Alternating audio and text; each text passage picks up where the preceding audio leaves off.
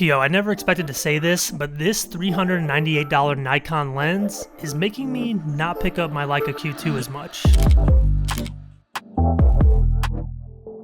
And big thank you to Professional Photographers of America for sponsoring today's video. Join the community of 35,000 photographers and find equipment insurance and business tools for photographers just like you and me. So this video is going to accomplish two things. One, we're going to talk about the insane value you get with this 26mm 2.8 from Nikon. I'm going to show you some photos of behind the scenes, and we're also going to talk about why this lens is replacing my Leica Q2 in a variety of situations. And there's an overall lesson for every photographer in this video, which we'll talk about at the end. But here's a quick backstory on what inspired me to make this video. When I picked up the Nikon Z8 a couple months ago, this lens was on my radar from the start because I have never owned a pancake lens for any full frame camera. I do have one for my Fujifilm, which I have used on occasion, but the idea of having a lens this small on a full frame professional camera seemed very exciting to me, and it's something I've always wanted to do, and now I've finally had that option. So I took this out to test it, and this test is me basically doing my best William Eggleston impression with the photos. I picked up his Chrome series of books a while back. I was flipping through them. I love the nostalgic feel and snapshot vibe of the images, and I wanted to try it for myself. It might not be the best impression, but we'll talk about my favorite photo at the end of the video. But first, let's go through my thoughts on this pancake lens. At 26mm, it's pretty ideal for most situations, especially for a lens you're going to carry around with you and use on a day-to-day basis. That's definitely what a pancake lens like this is designed for, and 26mm I think is a great focal length for that.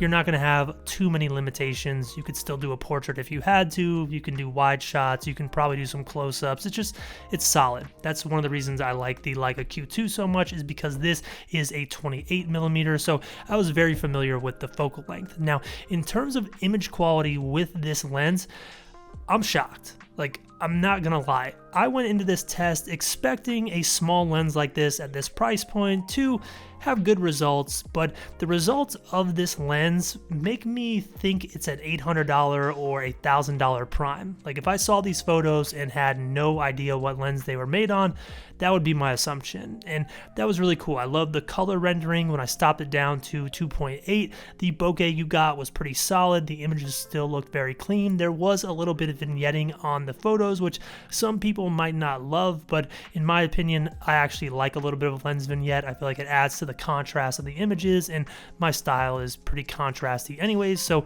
I saw no problem with it. Now, speaking of things that people might not like, this lens is extremely loud. I'm gonna try to pick it up on the camera. You hear that?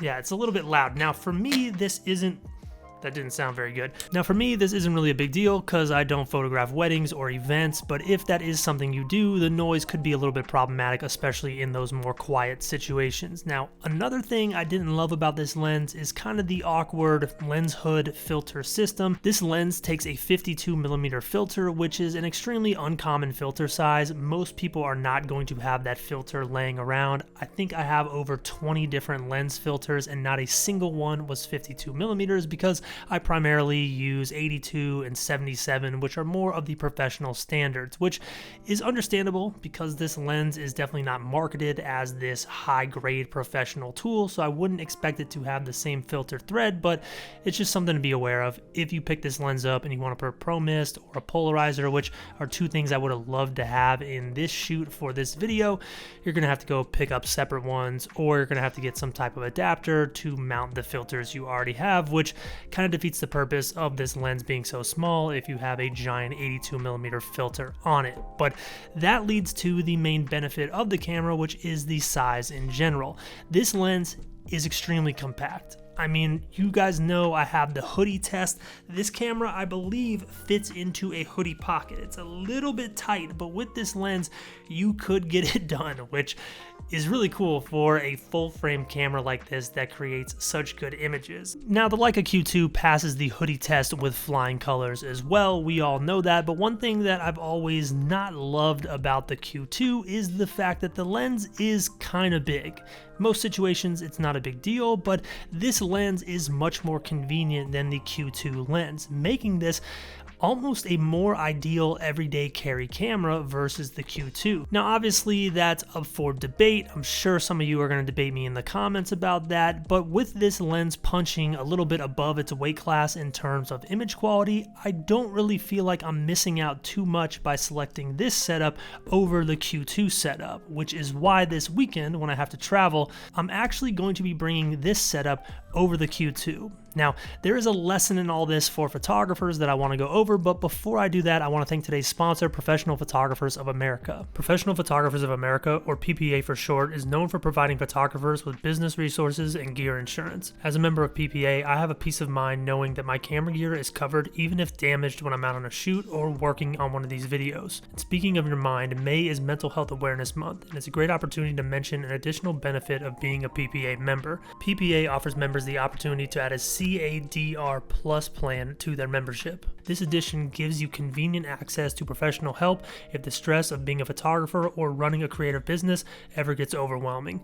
You can check out the link in the description on today's video for a special membership discount and to get more information about CADR Plus. Now here's the main lesson of this video, and this is something that's really been going through my head the last couple days, and it's making me reconsider which cameras I hang on to and which ones I might need to go ahead and get rid of. And the lesson is that photography is all about using equipment that makes you want to make pictures. It doesn't matter how good your camera is, how good the lens is, how big or small it is, if it doesn't inspire you to go out and make pictures. If there is resistance there, it's something you have to address. And with the Q2, there has been a level of resistance when I want to bring my camera somewhere and I feel like this might be too expensive for it, or it might just be a little bit too big or a little bit too flashy.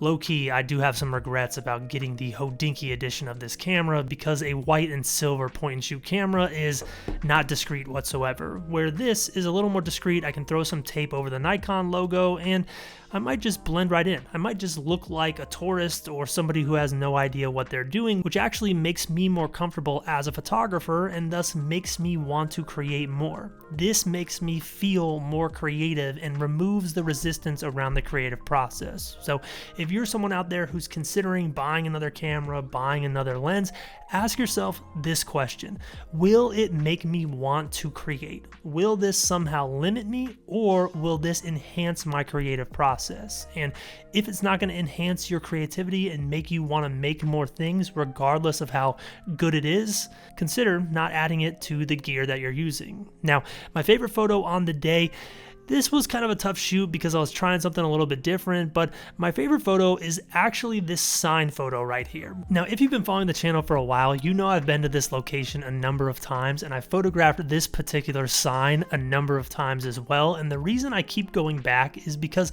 I've never been satisfied with any of the images that I've made at this particular spot.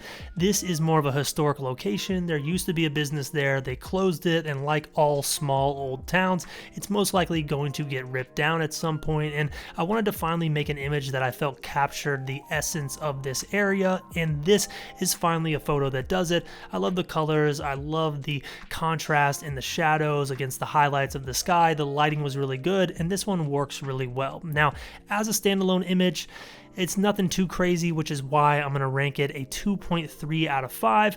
I think it's strong, it's a good image, but it's not one that I'm necessarily going to go call my mom and brag about or something like that. It probably will make its way into my daily photo project, which if you don't know what that is, I have an Instagram Evan Ram Photo where I'm creating one photo every single day.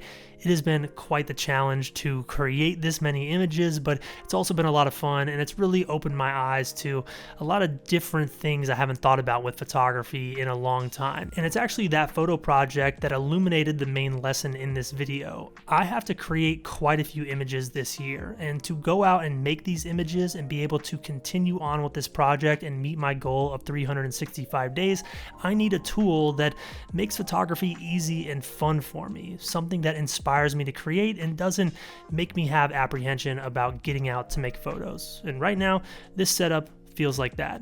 Not to say I'm going to get rid of the Q2, but I think I will find myself leaving it at home more often, and who knows, maybe eventually I'll replace it with a Leica M, but we'll talk about that on another day. If you enjoyed the video, hit the thumbs up button, subscribe if you are not yet. And one more thank you to Professional Photographers of America for sponsoring today's video. Make sure you check out the link in the description for a special membership discount. And I'll catch you in the next one.